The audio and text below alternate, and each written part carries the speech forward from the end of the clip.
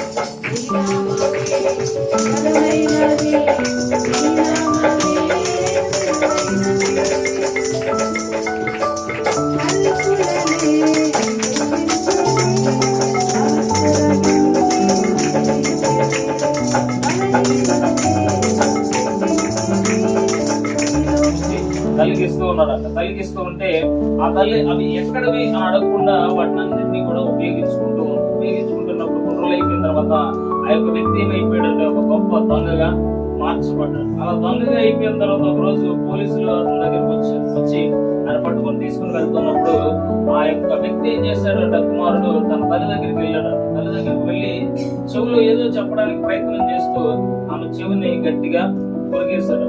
ఎందుకు అనంటే నా జీవితంలో నేను చిన్న వయసులో ఉన్నప్పుడు ఏదైనా తీసుకుని వచ్చి ఇచ్చినప్పుడు ఇది ఎక్కడది, ఎలా తీసుకుని వచ్చావు అని నువ్వు నన్ను అడగలేదు, నాకు చెప్పేవారు ఎవరో తెలియలేదు, కనుక ఈ రోజు ఇలా దొంగగా మార్చబడ్డాను అని చెప్పేసి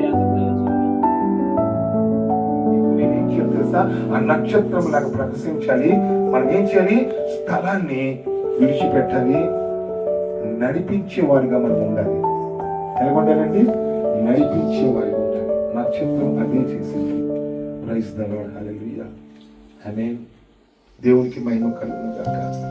ఈరోజు నీవు నేను ఆమె సాధారణమైన వ్యక్తులు కాము. ఆమె నీవు నేను నక్షత్రం అంటే దేవుని దృష్టిలో చాలా విలువైన వారు. దేవునికి స్తోత్రం. అత్యానంద భరితులయ్యారు ఎవరు తెలుసా? ఆమె ఈ సమాజంలో జ్ఞానులు అనబడేవారు. జ్ఞానులు అనబడేవారు.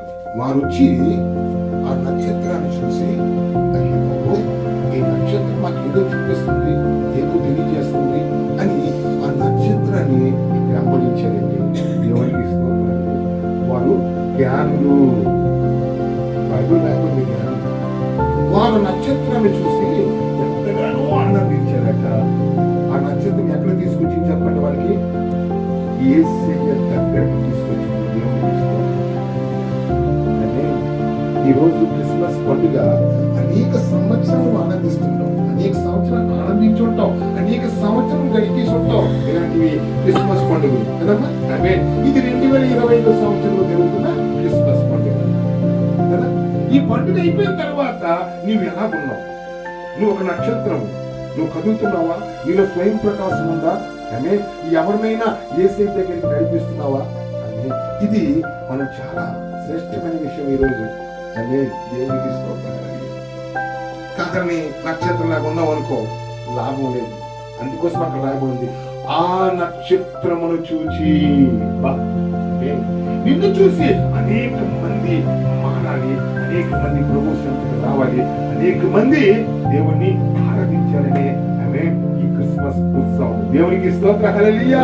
ఆమె సినిమా ద్వారా ఇంకో అనేక మంది తన కుటుంబంలో, ఆమె తన పరివారంలో, ఆమె తన స్నేహితుల్లో, తన బంధువుల్లో అనేక మంది ఆమె సమ్మెను బట్టి ఎవరిని తెలుసుకోవాలండి?